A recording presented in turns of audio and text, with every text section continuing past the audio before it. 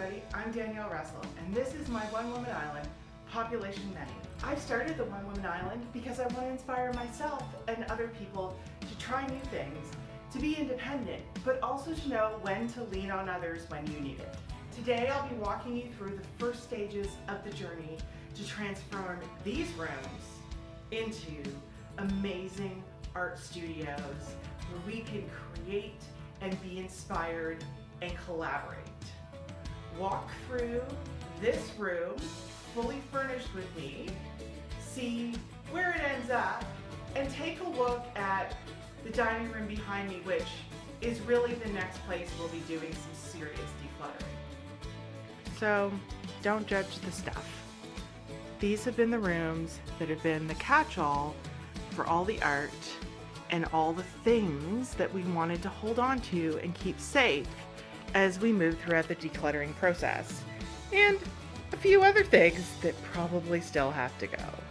This living room dining room combination is the future home of M&D Studios. Walking here from what is the existing family room into what is the existing dining room.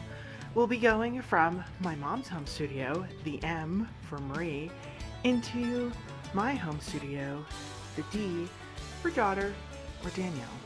So what's my vision for this room once the walls become a nice plain white? Well, as you can see, there's not a lot of natural light, so we'll need to do something with the lighting in here. I'm hoping to have a corner for my easel, a spot with a table to do my crafts, my projects, and my puzzles, and to create a lot of storage here that can carry all the way through into the next room so that we've got this bar of storage as we go through the house. There's something tucked into every nook and cranny in this room. Everything from dominoes to a luggage scale. The biggest challenge is always going to be those emotional pieces, the gifts, the things that remind you of people who have passed on.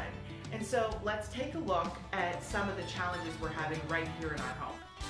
This is where the emotion starts to play, as we have to figure out what to do with things that were gifted and things that were bought and things that hold important memories in place. Come along with me, take a tour of our family room, which is the first stop in transforming this space, as some of the furniture here is going to be moved there. This is the space where all of the living is going to take place, except maybe the kitchen. So we've got a pretty empty shell. We've recently repainted in a color I think you'll recognize, and we're ready to start the process of moving in furniture from other parts of the house to create a entertainment and living space that works for us in this season of our lives. The first step in building out our home studios was always to set up our family room, but as you can see, we kind of got stuck before very much got done.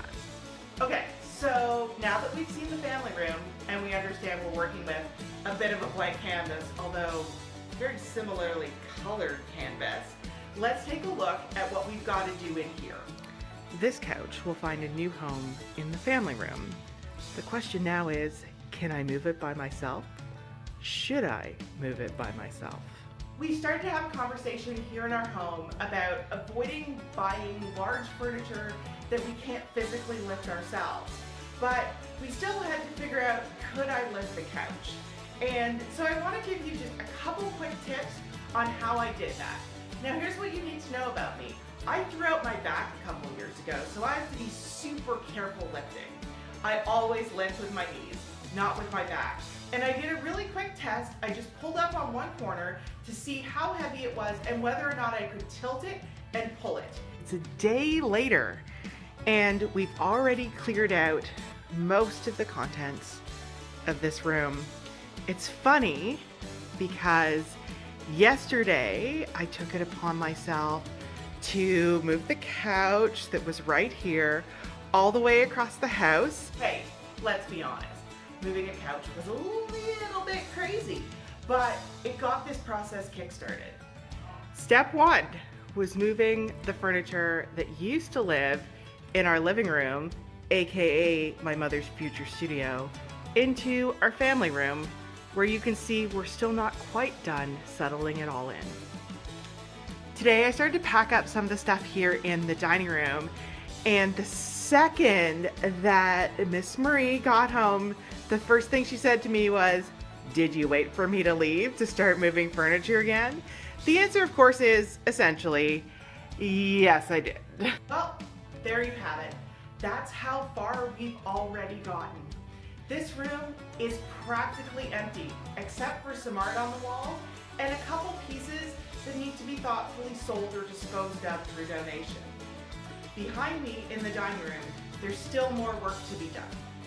For years and years, I had this vision, and it wasn't until we realized that in a pandemic world, staying put made a lot of sense, but there's things we can do to make this space work for us. Are you wondering what's going to happen with M&D Studios and the incredible work that we'll be turning out once this place is transformed? Like, subscribe, hit the bell icon, and follow along on this journey.